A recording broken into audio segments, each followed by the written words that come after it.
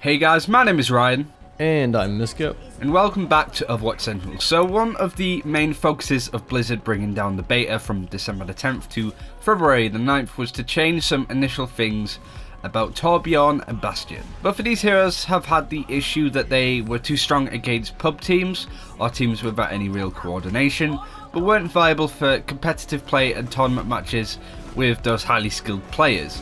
So Jeff Kaplan and co went back to the drawing board and thought up some changes. We wanted to talk about the changes to these heroes for a while now, but there's always been talks about changes coming and how they will be reworked to solve the issues that Blizzard have run into. Last night the duo were altered even further, giving them both a huge nerf and putting them back into what people call the garbage tier of heroes. Is this true though? Let's find out. All bullet damage changes to Bastion have now been reverted. What does this mean? Well, essentially his damage has been buffed, but the extra 300 armor that Bastion gained in sentry mode, but its accuracy in configuration recon has been increased slightly. All in all, you'll have a much easier time killing a Bastion, but they will also have a bit of an easier time killing you now. Assuming that you don't kill them first, which now has become a lot more likely with heroes like Widowmaker and Hanzo being able to kill Bastions incredibly fast, without any issues really due to the long range that they can snipe it from. The Roadhog counter to Bastion is a lot more viable now, and so is Tracer's Pulse Bomb. 450 damage from the Tracer ultimate didn't actually one-shot Bastion before, but will do so now. In this last week of the beta before this recent patch, we felt like multiple heroes were required to counter Bastion effectively. Now Bastion needs a hero with him to operate. A Mercy can damage boost or heal, or Reinhardt can use his shield to prevent Roadhog hooks or any other damage coming through from catching Bastion on the other side.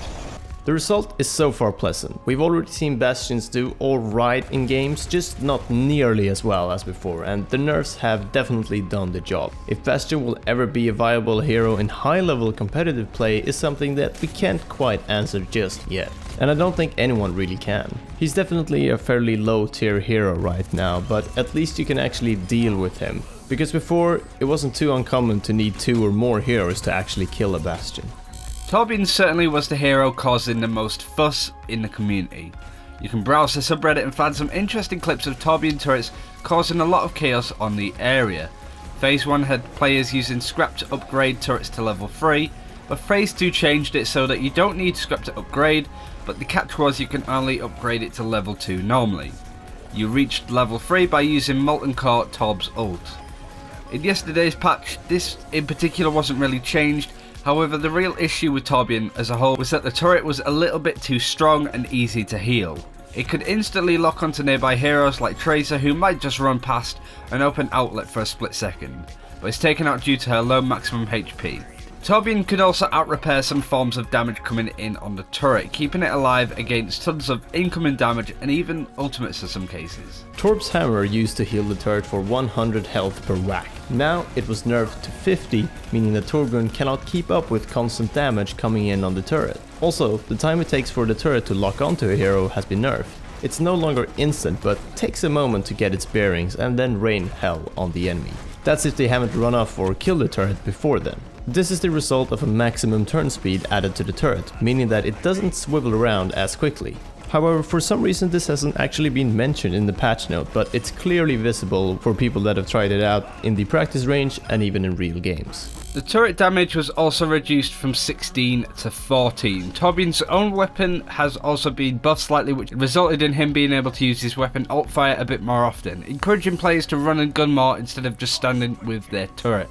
Full patch notes are available in the description. Blizzard have an interesting way with dealing with balances as a whole. World of Warcraft fans will know what the devs can do when they hit some overpowered heroes. They hit them hard, and Hearthstone is exactly the same, and right now we feel that Overwatch is sort of following these two games and is doing something similar. These changes are a lot better, but more balancing is required to make these heroes viable for all types of games within Overwatch, without making them utter trash or gods within their own right. But it's a great thing that Blizzard have responded so rapidly to these complaints about these heroes.